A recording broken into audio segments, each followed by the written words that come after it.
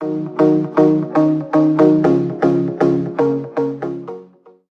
everyone, welcome to Explore Chemistry. This is Madhvi. In this particular video, we are going to learn about Lassaian test. So this is a very important topic for class 12th और उस पे based जो भी competitive exams होते हैं या फिर हम बात करें BSc, MSc, एक ऐसा topic है जिसे आप हर जगह पढ़ते हो, ठीक है? So I will discuss this topic in detail. ठीक है, और जो भी इससे बेस्ड क्वेश्चंस आपसे पूछे जा सकते हैं मैं उन्हें भी डिस्कस करूंगी. ठीक है, so let us start this video. सबसे पहले what is Lassaigne test and why we are using it. तो देखो, अगर आपके पास कोई भी ऑर्गेनिक कंपाउंड है, ठीक है, तो उसके अंदर क्या होता है, आपके पास दो तरीके के एलिमेंट्स प्रेजेंट होते हैं. एक होते हैं आपके पास कोर एलिमेंट और एक होते हैं आपके पास एक्स्ट्रा एलिमेंट. नाम से ही पता चल रहा है, कोर मतलब उसके अंदर प्रेजेंट ही होंगे, जैसे आपके कार्बन और हाइड्रोजन होते हैं. ठीक है, ये तो प्रेजेंट होते हैं, इनके प्रेजेंस को आइडेंटिफाई करने की आपको कोई नीड नहीं है. लेकिन एक्स्ट्रा एलिमेंट वो एलिमेंट्स हैं जो प्रेजेंट हो भी सकते हैं कंपाउंड के अंदर, नहीं भी हो सकते. फॉर एग्जाम्पल आपका नाइट्रोजन, सल्फर और हेलोजेंस, तो इनको आइडेंटिफाई करने की हमें नीड है. ठीक है, तो उसके लिए हम जो टेस्ट करते हैं that is called as Lassaigne test. तो basically Lassaigne test, this test is used to detect the presence of nitrogen, sulfur and halogens present in the organic compound. Okay, so इस टेस्ट को हम जो करते हैं, it is done with the help of lysine extract. It is also called as sodium fusion extract because ये जो extract prepare करेंगे हम, ये सोडियम मेटल की हेल्प से करेंगे. That's why this is also called as sodium fusion extract. तो सबसे पहले हम ये देखते हैं कि सोडियम फ्यूजन एक्सट्रैक्ट को प्रिपेयर क्यों करते हैं. आप प्रोसीजर खुद से भी पढ़ सकते थे, लेकिन मुझे वहाँ पे आपको कुछ इंपॉर्टेंट चीज़ें बतानी है, दैट्स वाई मैं उसको खुद से एक्सप्लेन करूँगी. ठीक है, so let us start preparation of Lassaigne extract. सबसे पहले लिखा हुआ है take a small piece of dry sodium in a fusion tube. So आपने देखा होगा लैब के अंदर कि जो सोडियम मेटल होती है ना, उसे हम केरोसिन में डिप करके रखते हैं. क्यों रखते हैं, आपको इसका रीजन पता है क्या? देखो, इसका रीजन ये है कि जो हमारी सोडियम मेटल होती है ना, वो हाईली रिएक्टिव होती है. जैसे ही वो एटमॉस्फेयर के कांटेक्ट में आई, तो एटमॉस्फेयर में क्या प्रेजेंट होता है, मॉइस्चर प्रेजेंट होता है, ऑक्सीजन प्रेजेंट होता है, तो उससे रिएक्ट करके फायर वगैरह कॉज कर सकती है. तो केरोसिन उसको एटमॉस्फेयर से क्या करता है, प्रोटेक्ट करता है. ठीक है, तो ये क्वेश्चन आपसे पूछा जा सकता है कि हम उसको सोडियम मेटल में क्यों डिप करके रखते हैं. I hope it is clear to you. Okay, उसके बाद हमने सोडियम मेटल ले लिया. अब उसको क्या करते हैं, हमारे पास एक इग्निशन ट्यूब होती है, जो आपकी टेस्ट ट्यूब होती है, उसकी मिनी वर्जन होती है, छोटी सी होती है. उसमें हम सोडियम मेटल का एक छोटा सा पीस लेंगे. ठीक है, पहले हम उसको ड्राई कर लेंगे सो दैट जो भी उस पर केरोसिन चिपका हुआ है वो हट जाए. फिल्टर पेपर से उसको प्रेस वगैरह करना, वो हट जाएगा. ठीक है, अब उसको हम क्या करेंगे, जो इग्निशन ट्यूब है, ठीक है, जो भी आपके पास इग्निशन ट्यूब है उसमें उसको ऐड कर देंगे. उसके बाद इसको हम, जो आपका बर्नर है उस पर 30 से 40 सेकेंड जैसे आप इसको हीट करते हो, डायरेक्टली हीटिंग करनी है. देखो इस तरीके से आप जैसे ही हीटिंग करोगे तो आपको एक सिल्वरी बॉल अपेयर होती है. ठीक है, ये थोड़ी देर में हो जाता है ये वाली चीज. अब जैसे ही सिल्वरी बॉल अपेयर हुई, इसके अंदर आपको अपना ऑर्गेनिक कंपाउंड ऐड करना है. क्या ऐड करना है, add a pinch of organic compound. ठीक है, अब इसके बाद आपको हीटिंग करनी है दोबारा से. पहले थोड़ी स्लाइटली करनी है, फिर थोड़ी स्ट्रांगली करनी है. ठीक है, कब तक करनी है, टिल रेड हो, जब तक वो जो टेस्ट ट्यूब है, जो आपकी इग्निशन ट्यूब है, वो नीचे से रेड हॉट ना हो जाए, तब तक आपको उसको हीट करना है. Heat the tube strongly till it becomes red hot. उसके बाद आपको क्या करना है, आप एक क्या करते हो, चाइना डिश लेते हो. ठीक है, चाइना डिश है आपकी. ठीक है, इसके अंदर आप 10 से 50 ml क्या लेते हो, वाटर लेते हो. ठीक है, जैसे ही आपकी रेड हॉट हुई, आप इसको क्या कर दोगे, इसके अंदर डाल दोगे. ठीक है, और इसको हम जो क्या होता है, वायर गॉज होता है, उससे ढक देते हैं. क्यों ढक देते हैं, सो दैट बम्पिंग वगैरह ना हो, कोई प्रॉब्लम ना हो. ठीक है, तो आप जैसे ही उसको डालोगे, ठीक है, अब इस प्रोसीजर को आप क्या करते हो, जो आपने ये हीटिंग वगैरह की ऑर्गेनिक कंपाउंड डाल के, इसको 2 से 3 टाइम्स, मेनली आप इसको 3 टाइम्स क्या करते हो, रिपीट करते हो. ठीक है, रिपीट कर लिया, हो गया. अब इसके बाद ये जो टेस्ट ट्यूब है, इसको हम इसके अंदर क्या करते हैं, ग्लास रॉड की हेल्प से क्रश कर लेते हैं. ठीक है, ये भी स्टेप भी हो गया। अब आप ये जो आपका एक्सट्रैक्ट बना, अब आप इसको क्या करोगे, बॉईल करोगे। इतना बॉईल करोगे कि अप्रोक्सीमेटली हाफ हो जाए, ठीक है। उसके बाद इसको आप फिल्टर कर लोगे। जो भी आपको फिल्टरेट ऑब्टेन हुआ, that is called as Lassaigne extract. समझ में आया? ठीक है, कोई भी प्रॉब्लम नहीं है, ठीक है। ये सारी चीज़ें लिखी हुई हैं, आपको सेम यही प्रोसीजर, लेकिन आपको कुछ कुछ चीज़ें फॉलो करनी है जो मैंने आपको बताई। आपको कैरोसिन को अच्छे से फिल्टर पेपर की हेल्प से हटा लेना है, ठीक है। ओके, अब देखो, ये हमारे पास प्रोसीजर हो गया। अब ड्यूरिंग द फ्यूजन, जब हमने ऑर्गेनिक कंपाउंड को सोडियम मेटल के साथ फ्यूज किया, ठीक है, हम डायरेक्टली भी तो टेस्ट कर सकते थे। हम कंपाउंड के अंदर नाइट्रोजन प्रेजेंट है, डायरेक्ट टेस्ट लगा दो। सल्फर प्रेजेंट है, डायरेक्ट टेस्ट लगा दो। डायरेक्ट क्यों नहीं कर रहे हैं, हमें ये करना क्यों पड़ रहा है? तो देखो, जो हमारी सोडियम मेटल है ना, देखो आपको पता होगा कि नाइट्रोजन जो है ऑर्गेनिक कंपाउंड के अंदर कोवेलेंटली बॉन्डेड होंगे। तो सोडियम क्या करती है, इन सारे एलिमेंट्स को आयनिक फॉर्म में कन्वर्ट कर देती है, जो कि मोर सॉल्युबल होते हैं वाटर के अंदर। तो रीजन सिर्फ इतना सही है, आयनिक फॉर्म में कन्वर्ट कर देना, ठीक है। अब हम टेस्ट को अच्छे से कर पाएंगे, ठीक है। इतना चीज समझ में आई। अब नेक्स्ट पॉइंट जो आपको ध्यान रखना है कि फ्यूजन के टाइम दोनों के बीच में रिएक्शन क्या रही होगी, सोडियम मेटल और जो भी आपने ऑर्गेनिक कंपाउंड डाला था, क्या रिएक्शन रही होगी, ठीक है। तो हम यहाँ पे देख लेते हैं। अगर आपके कंपाउंड के अंदर सपोज क्या प्रेजेंट है, सोडियम तो प्रेजेंट हो गई, कार्बन भी प्रेजेंट होगा। अगर उसके अंदर नाइट्रोजन प्रेजेंट हुआ तो किस चीज का फॉर्मेशन होगा, सोडियम साइनाइड का फॉर्मेशन होगा। अगर कंपाउंड के अंदर आपका नाइट्रोजन प्रेजेंट है, सॉरी सल्फर प्रेजेंट है, तो किस चीज का फॉर्मेशन होगा, सोडियम सल्फाइड का फॉर्मेशन होगा। अगर उसके अंदर कोई भी हैलोजन प्रेजेंट है तो किस चीज का फॉर्मेशन होगा, सोडियम हैलाइड का फॉर्मेशन होगा। ये कैसी फॉर्म है, आयनिक फॉर्म्स हैं, ठीक है। और अगर एक केस और होता है आपके पास कि सल्फर और नाइट्रोजन आपके पास एक साथ प्रेजेंट हो, तब क्या होगा आपके पास, तो आपके पास सोडियम सोडियम सल्फोसाइनाइड का फॉर्मेशन होता है, ठीक है। सो दिस इज इम्पॉर्टेंट, ठीक है। आपके पास क्या होता है, सोडियम सल्फोसाइनाइड का फॉर्मेशन होता है, ठीक है। तो अब हम वन बाय वन डिस्कस करते हैं कि कैसे, ये तो हमारे पास एक्सट्रैक्ट के टाइम रिएक्शन हुई होंगी, कैसे अब हम नाइट्रोजन को डिटेक्ट करने वाले हैं, ठीक है। तो let us start detection of nitrogen. So इसके देखो आपके पास दो प्रोसीजर होते हैं, मैं दोनों को एक्सप्लेन करूंगी, ठीक है। सो जो पहला हमारे पास होगा, दैट इज, आपके पास सोडियम था, साइनाइड कार्बन था और नाइट्रोजन था। ड्यूरिंग द फ्यूजन क्या हुआ, NaCN का फॉर्मेशन हुआ। अब इस NaCN के अंदर हम क्या करेंगे, we will add freshly prepared FeSO4, ठीक है। फ्रेशली प्रिपेयर करते हैं, चीज ध्यान रखना। क्यों फ्रेशली प्रिपेयर करते हैं, क्योंकि अगर आप FeSO4 को लॉन्ग टाइम के लिए रखोगे तो जो आपके Fe2+ आयन है, फेरस आयंस है, वो फेरिक आयन में कन्वर्ट हो जाएंगे और आपको एक डिजायर्ड रिएक्शन नहीं मिलने की है। तो आप इसको फ्रेशली प्रिपेयर करना और 2 से 3 ml ऐड कर देते हो, ठीक है, 2 से 3 ड्रॉप्स, ठीक है। प्रोसीजर मैं आपको डिस्क्रिप्शन में दे दूंगी, तो वो आप देख लेना। मेन चीज है आपको कॉन्सेप्ट समझना, ठीक है। अब जैसे ही आप इसके अंदर freshly prepared ferrous sulphate add करते हो तो आपके पास क्या फॉर्म होता है, Na4FeCN का होल 6, ठीक है। क्या नेम होगा इसका, बताओ। देखो, अगर हम यहाँ पे ऑक्सीडेशन स्टेट कैलकुलेट करें तो 4 - 6 कितना आ जाएगा, +2।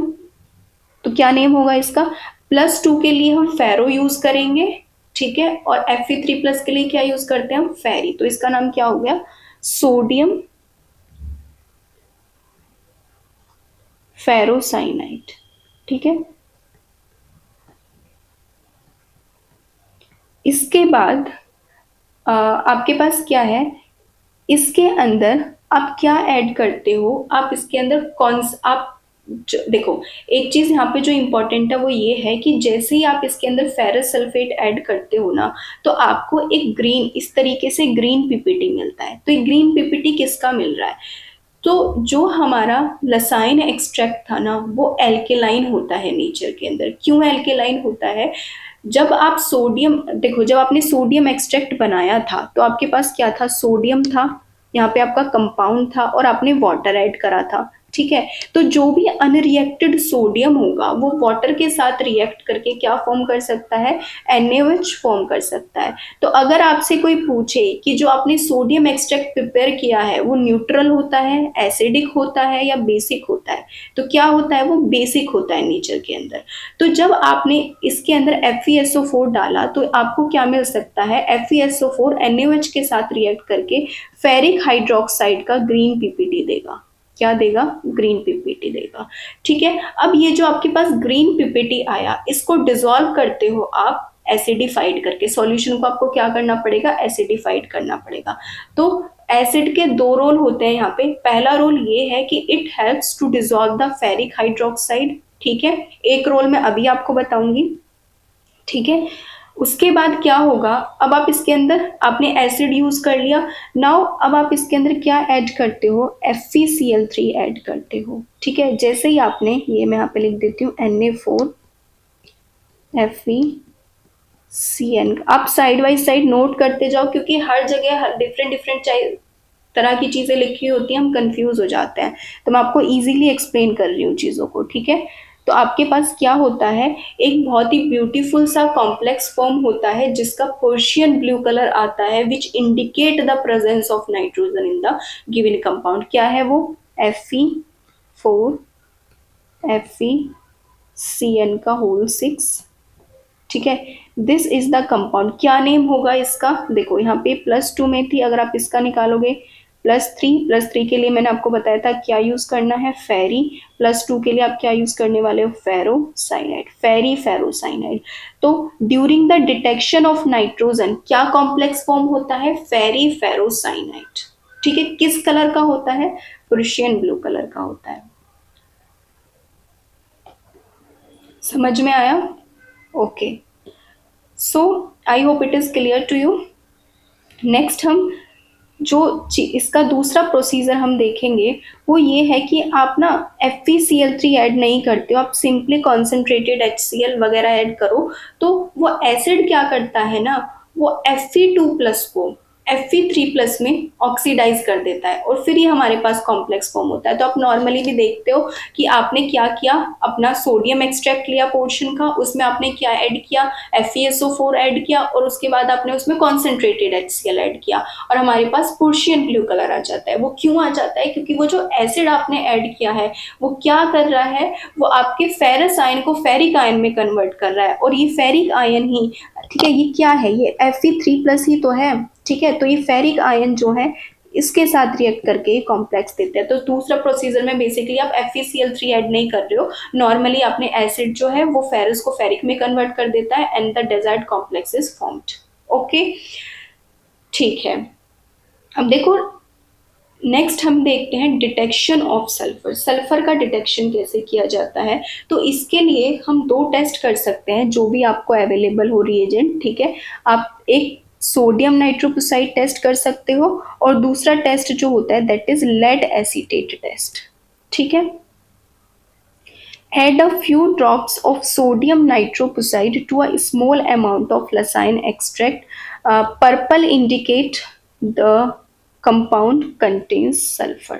देखो ध्यान से समझना इसको। जैसे ही आप सोडियम है, ठीक है, ये मैं आपको बता चुकी हूँ कि आपके पास क्या होता है during the fusion, sodium sulphide का फॉर्मेशन होता है। अगर आप सोडियम सल्फाइड के अंदर सोडियम नाइट्रोक्साइड, आपको ध्यान रखना है क्या होता है, Na2FeCN का होल 5 NO।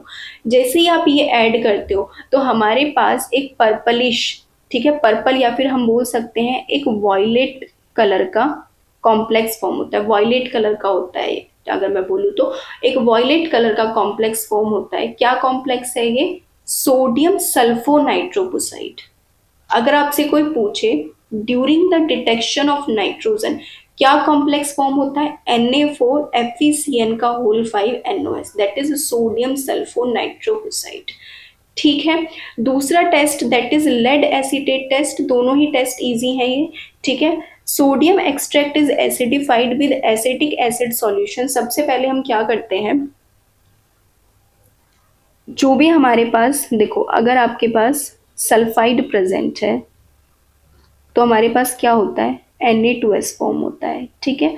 अब हम क्या करते हैं, सबसे पहले इस Na2S के अंदर एसिटिक एसिड यूज करते हैं। ठीक है। एसिटिक एसिड डाला, जैसे ही एसिडिक एसिड डाला तो हमारे पास क्या फॉर्म होगा, CH3COONA प्लस यहाँ से हमारे पास H2S गैस इवॉल्व होती है, जिसकी क्या होती है, रोटन एग स्मेल होती है। और वो जो H2S गैस है, जो भी हम रिएजेंट यूज कर रहे हैं दैट इज लेड एसीटेट, ठीक है, उसके साथ रिएक्ट करके लेड एसीटेट का ब्लैक पीपीटी देती है। ब्लैक पीपीटी आपको क्या इंडिकेट करेगा कि कंपाउंड के अंदर क्या है, सल्फर प्रेजेंट है। ठीक है, सल्फर क्या है, प्रेजेंट है। समझ में आ गया? ओके। अब देखो एक चीज जो आपको ध्यान रखनी है कि इसका एक और केस होता है कि आपके पास क्या है, सल्फर भी प्रेजेंट है और नाइट्रोजन भी प्रेजेंट है। ठीक है, दोनों प्रेजेंट है। Just wait a minute. Okay, detection of both nitrogen and sulphur. ठीक है। अब देखो, अगर आपके कंपाउंड के अंदर, मैं आपको पहले ही बता चुकी हूँ, इस तरीके का कंपाउंड फॉर्म होता है दैट इज सोडियम सल्फोसाइनाइड। ठीक है। अगर आप इसके अंदर फेरिक क्लोराइड ऐड करोगे तो आपके पास एक ब्लड रेड कलरेशन आता है, किसका, फेरी थायोसाइनेट का। ठीक है, समझ गए? ओके।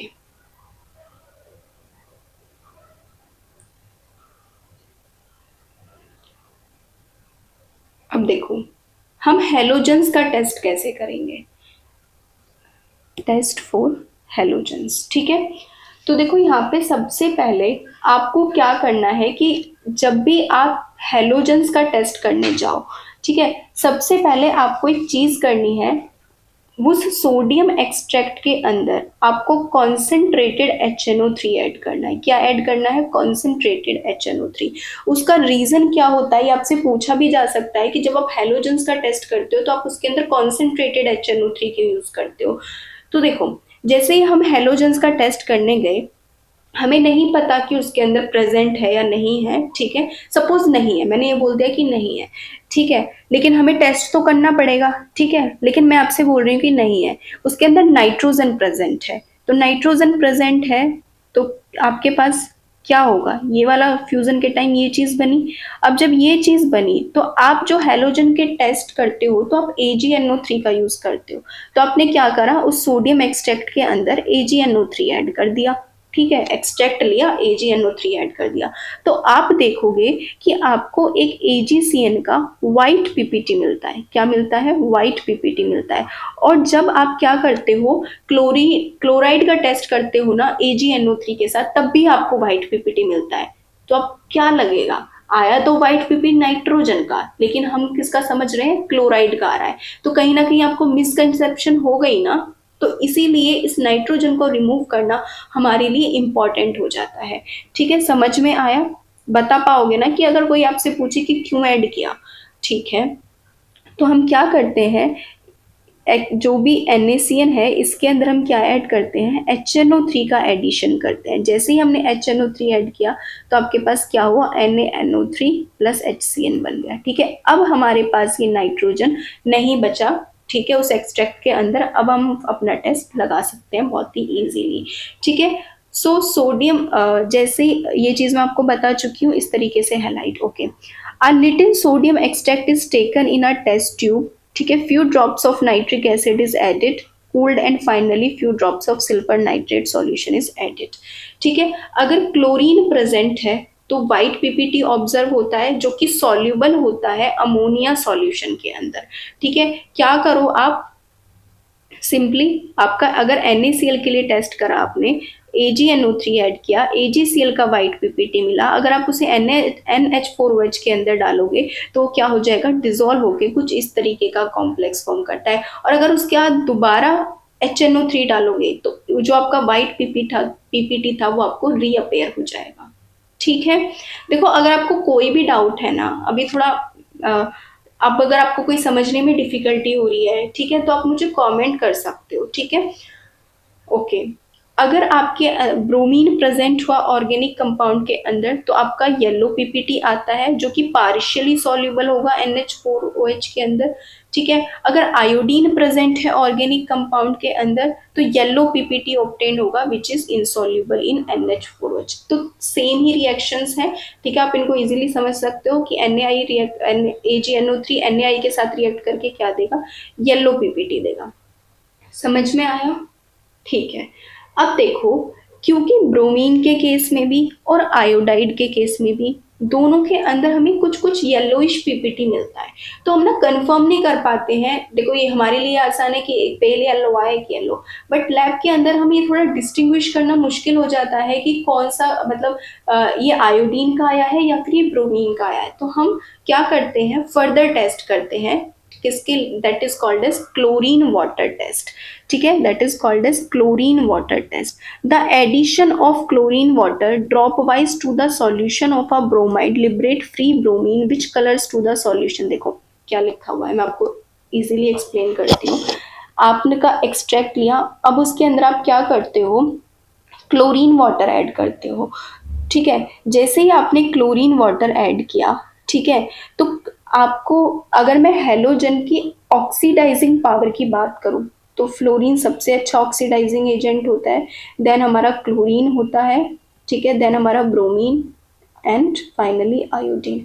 तो chlorine have a tendency to oxidise bromine and iodine, ठीक है, मतलब इनको ऑक्सीडाइज कर सकता है। तो क्लोरीन क्या करता है, आयोडाइड आयन को ऑक्सीडाइज कर देता है आयोडीन में, ठीक है, एंड खुद क्या हो जाएगा, रिड्यूस्ड हो जाएगा।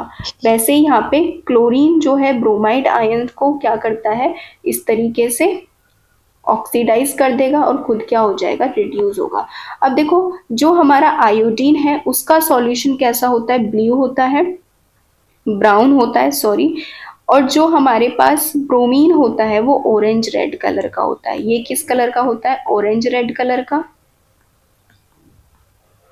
और ये किस कलर का होता है, ब्राउन कलर का। तो अगर क्लोरीन गैस पास करने पे आपका ब्राउन पीपीटी मतलब ब्राउन कलर का सॉल्यूशन हो जा रहा है तो हम बोल देंगे आयोडीन प्रेजेंट है, और अगर ऑरेंज रेड कलर का आ रहा है तो हम बोल देंगे कि बोलो ब्रोमीन प्रेजेंट है, ठीक है। So this is all about the test, ठीक है। नेक्स्ट वीडियो में मैं जो भी इससे रिलेटेड क्वेश्चन है, वैसे आपको नीड नहीं है क्योंकि मैंने सारी चीजें, क्या कॉम्प्लेक्स फॉर्म होता है, किसकी क्या ऑक्सीडाइजिंग पावर होती है, सारी चीजें एक्सप्लेन करी है, बट फिर भी जो भी इंपॉर्टेंट वाइवा क्वेश्चंस आपसे पूछे जा सकते हैं I will explain that questions. So I hope ये वीडियो आपको अच्छी लगी हो। अगर ये आपको अच्छी लगी है तो please comment below. Thank you very much.